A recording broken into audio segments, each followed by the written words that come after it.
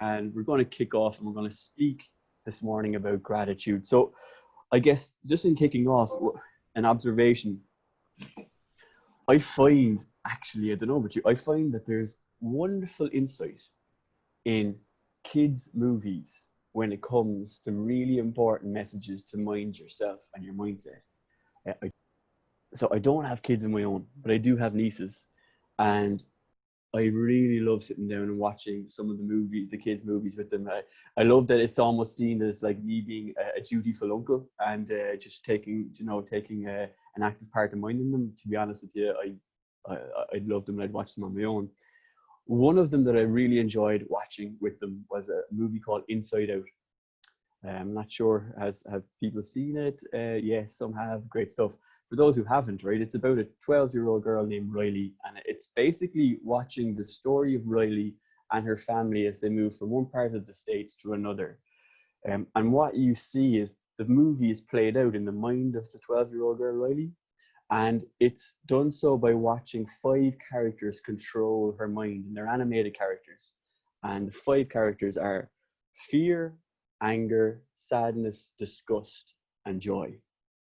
And basically, you watch how Riley responds and reacts to things that are happening as her and her family move. And you watch how her mind is controlled by each of those five different characters. And although it's a kids' movie and it's very fun, it's a wonderful message that they're sending out, because what they've really, really done cleverly there is they've shown to children and anyone who watches five of the six primary emotions that we experience on a daily basis. And there's two brilliant messages that they're sharing with us through this movie. The first is that we, and this is a fact, as human beings have a negative bias. So if you think about those five characters, four of them are negative. There's only one there that's positive, joy. Okay, so the reason that we are that way is because the earliest of our ancestors, their primary focus was survival. That's all they were interested in, and all those negative emotions helped to protect them from the dangers that they experienced. And all we've done is evolved to where we are today, and we have that negative bias. So that's the first thing that I thought that movie was brilliant. It just shows that reality wonderfully. The second, as you watch that movie, is you start to realize the importance of joy and the importance of positivity. Because it's only when joy gets control of Riley's mind that actually good things happen for her and good choices are made. So knowing that we have this negative bias and knowing the importance of joy, for me, the key thing is that we've got to try and work on how we can bring joy and control as much as we can, knowing that it's outplayed a lot of the time in our thoughts by negativity. So the key thing I'd like us to try and take from today's session is that we have to work to bring joy and positivity into our day and how we think. And I believe it's a key element in how we mind ourselves. One of the central components of joy and positivity is gratitude, is the ability to find a way to be grateful for what's happening and our experiences. So for me, given that joy is kind of like almost like a minority thought in how we act and how we think on a daily basis, we have to try and see how we can work to improve it. And I think gratitude is a great place to start. So during the week, I did a talk for around 80 or so consultants and doctors, and we talked about the need to try and improve positivity. We talked about the need to improve gratitude in our day to help create a more positive basis to work from. And we spoke about if a doctor is working with a patient, okay, and let's just say the doctor identifies that there's some sort of weakness in perhaps a physiological weakness, particularly in a muscle group, they will identify and give exercises for the patient to strengthen that muscle, to make it stronger so that it can function the way they need. For me, positivity, gratitude, and joy are exactly like a weakened muscle in our mind. Because we have this negative bias, we tend to use that more. So we've got to strengthen our positivity, we've got to strengthen our ability to be grateful. So my advice to you, knowing how important that joy and gratitude is how can you strengthen the muscle of being grateful every day in any way, in any possible opportunity that you can. Well, I'll give you the one that has worked best for me, and Barry, feel free to come in, but let me just actually show you. So again, treating it conceptually like a weakened muscle. Here is my gratitude journal. And every day, I would say for the last 2-3 years, I've been putting 5 entries at the end of the day into this gratitude journal. 5 reasons that I found the day to be good, to be positive, to be joyful.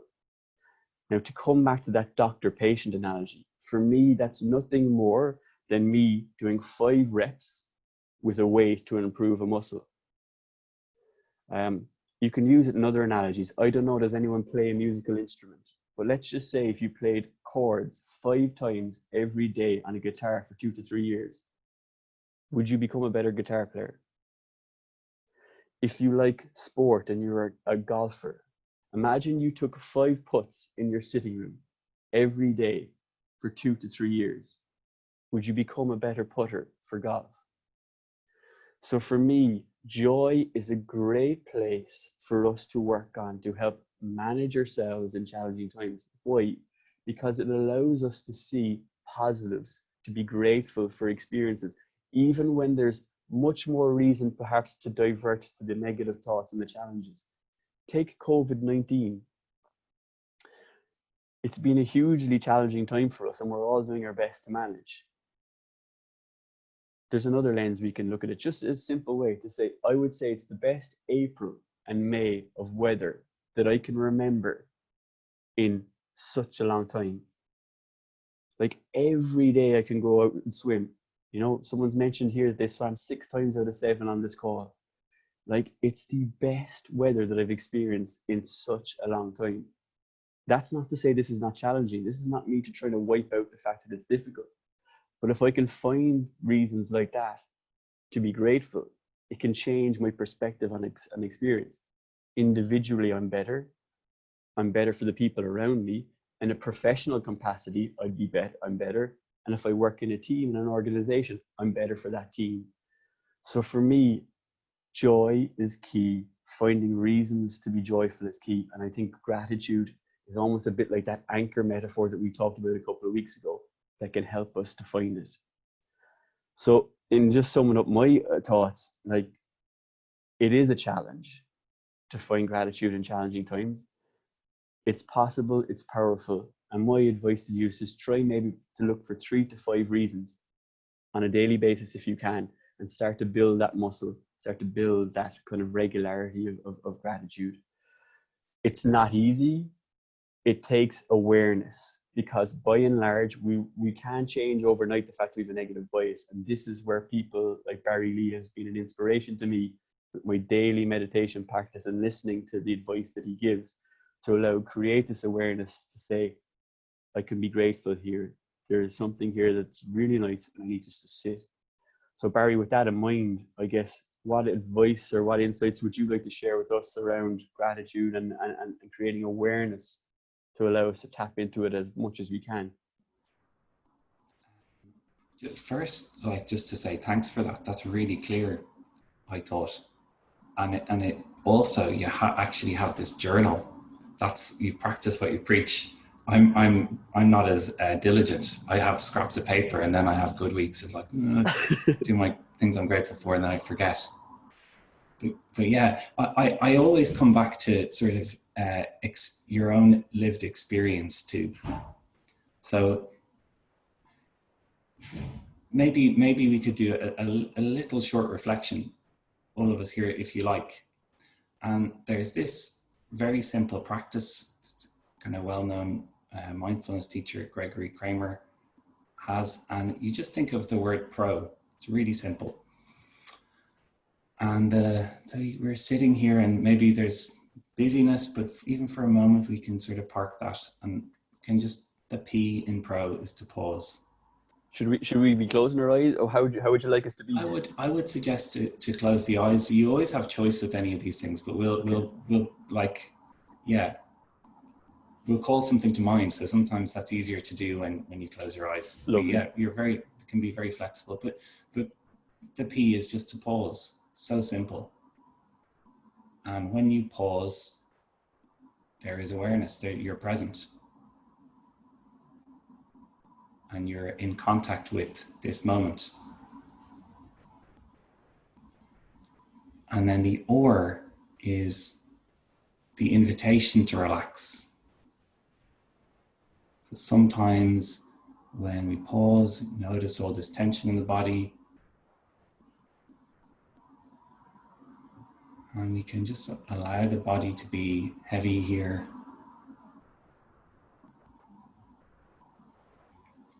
In a very gentle way, we can let the face soften.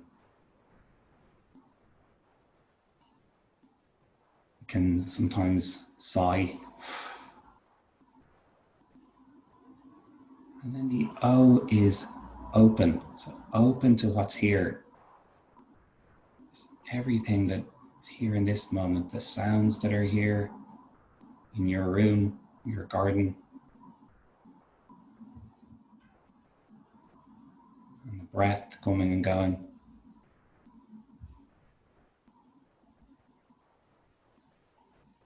This is just a moment to settle and open. And then just an invitation. Please don't work hard. Don't get really busy. Just call to mind something that you appreciate, maybe something in the last couple of days that you're grateful for. You can be surprised by what comes up. Something real that you appreciate. Oh, for fuck's sake, Wes.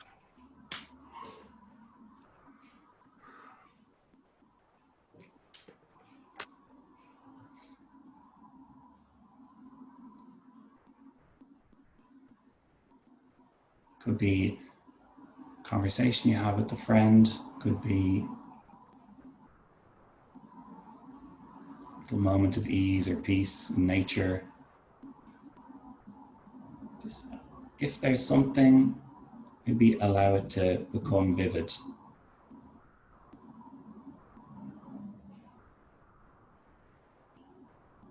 Just remembering the little details. A moment when something went well.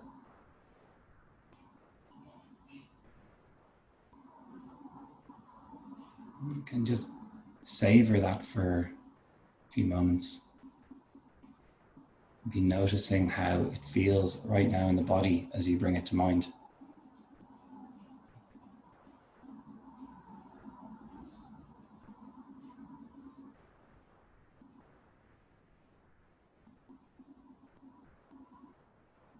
If there's nothing coming to mind, what about right now, this moment? Enjoying maybe this breath or the solid ground underneath, that sense of support.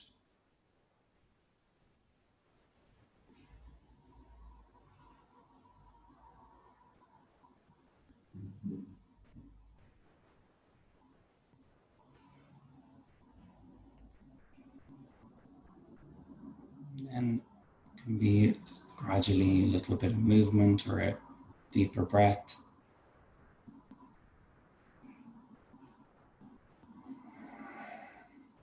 Open the eyes again.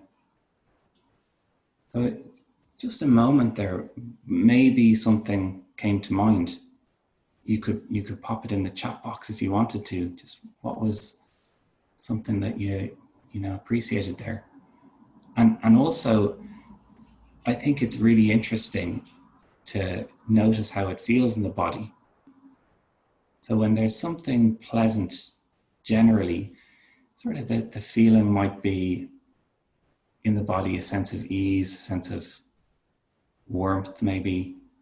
And it can be very subtle. It's like John was saying about the negativity bias. And you sort of contrast it with what happens in the body when something unpleasant occurs. you know, moment of conflict, moment of anxiety. It's like huge tension, contraction, like all those really loud physical sensations. And we can kind of miss the pleasant stuff because it's so subtle. It's the analogy that I like is if people grew up in different places. I grew up in an estate, and there'd be one alarm would always be going off. Just the alarm is always there. And then there's a moment when the alarm stops and there's just this feeling of peace and quiet, and you're not quite sure why it's nice, but it's just a moment of stillness. So that's why it's so easy to miss. And I think when remembering is a key thing. Like all of these practices, you just have to remember. And it's difficult because if you went into how attention works, there are only 2 times when we are wired to pay attention to something. So we can't help it, we'll pay attention. And those 2 times are, it's not when something is necessarily pleasant. It's if something's a threat, we'll pay attention to that. Oh my God, that's a threat. Or if something is new, we'll pay attention to it. I've never seen that before. And attention is hooked. And if something's familiar, we'll just tend to, really strong tendency to maybe notice it, disregard it, or it passes us by. And then life is so familiar, it's the same thing over and over and over again a lot of the time. And just to know that we're sort of tuning out a lot of the kind of the stuff that might be even mildly pleasant. Maybe that's helpful, just to know that. And then the other thing that I think might be helpful, and being brief again, that practice we did at the beginning, the pause, the relax, and the open. So when will you feel when are you inclined to feel grateful for something? It's when there's a kind of, when you're present and when you're open. And if you can, what were all those emotions you listed there again? So these characters are so vivid from the movie: sadness, fear, anger, disgust, and the 6th primary emotion, by the way, that just didn't make the cut into the Pixar movie was surprise or confusion. So again, somewhat negatively biased as well. Yeah, and probably how a lot of those feel in the body, the negative ones. There's contraction, you know, tension is narrow and you're just contracted. And then when you're likely to kind of, you know, take something in and savor it, there's an openness. So it's just remembering occasionally pause, relax, and then open. And there might be something here that you can kind of savor and appreciate. Yeah, maybe those are just little things that might be helpful. So the big thing that's coming up in my mind, and maybe if anyone wants to just to give their what works for them in the chat, Barry, the thing I find is, right, like, so this is when we create this lovely space Friday at 9 to 9:30 and we just talk about it, it makes infinite sense. And it also, like, I was just going to say, like, that I'm loving those reasons for gratitude that everyone has suggested. And with the space that we've created, it's easy to think about them. What about when we leave here? And what about when we re-enter our kind of sometimes very busy world? Like, I do this at like maybe at 10 p.m. at night before I go to bed. And on average, it takes 30 seconds. And that's one thing that works for me. During the day, what advice would you give? Or what's your experience of trying to create pockets of awareness? I think for me, mindfulness is the key. Like the etymology of mindfulness is a translation of a Pali word, sati, and it also means to remember. So in the other sessions, we were talking about this automatic pilot mode where we're just sort of rushing through life and our brain does a couple of things. It anticipates threats in the future, thinks about the past, and constructs a sense of self. And it's not on the lookout for, you know, what's here? What can I savor about this moment? So I have found that a formal practice, and everyone who does it has the same experience. I know you do.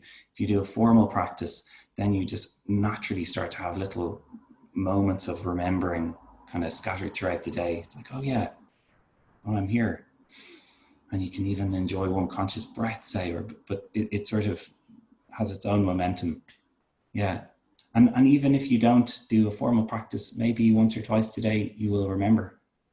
And you can just slow down, pay attention just in 1 or 2 moments. And it's like you were saying, just exercising that muscle of remembering. It just becomes more ingrained. Yeah, really, absolutely. Like and it's, I love the concept of it. Like, so the pieces now, I don't know, and I feel like I'm at this book. It's like I hold it close to my heart. I think it's helped me get along the journey of gratitude. What about for people who might experience frustration that they're not latching onto that practice or that discipline, like, and find Oh themselves? yeah, yeah. Because I think that might be the first step, or that might be the first experience. It's like, oh, Yeah, John and Barry were giving us all this, like, high and yeah, mighty, be very grateful all the yeah. time. Smug. And I ain't exactly in that feeling, that space. Like the Yeah. two boys. How do you deal with that frustration as you try and move towards? I being really kind to yourself as well. Like I had that experience for years of realizing I was on automatic pilot for the whole day and then just going, oh, for God's sake. And that habit so ingrained, I could be really cross with myself. And the biggest shift that happened for me was to just be a bit kinder. And just even one moment, here I am. And we're always looking for these, like, profound, massive experiences. And very often, like, there's extreme highs and extreme lows, but most of life is just this middle.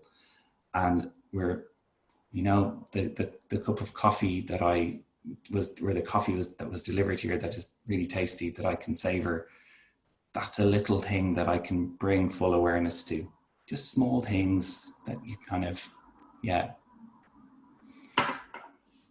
Fantastic. Yeah. Well, look, I guess that's absolutely, yeah. And like, I'm inspired to start, like, have an actual book, because it's not a huge thing to take 5 minutes at the end of the day. And I think there's like massive amount of research about how effective that practice is. Fantastic. Yeah. Well, look, if I inspired you alone, Barry, well then this half an hour has been worthwhile. I hope that for you've very kindly taken the time to join Barry and me, that you've found this to be beneficial. If I was to sum it up, just to say that, like, well, Barry and I see, feel, and experience the power of gratitude in our daily lives on a personal and a professional level.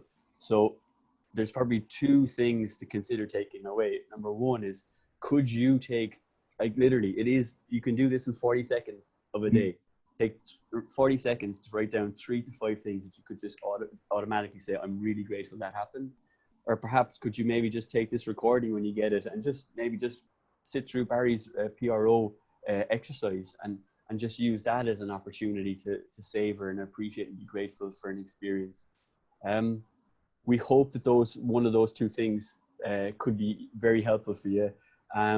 It just takes time, discipline, and if you stay with it, from our experience, we know that you'll experience the benefit of gratitude. As always, just want to say a huge thanks.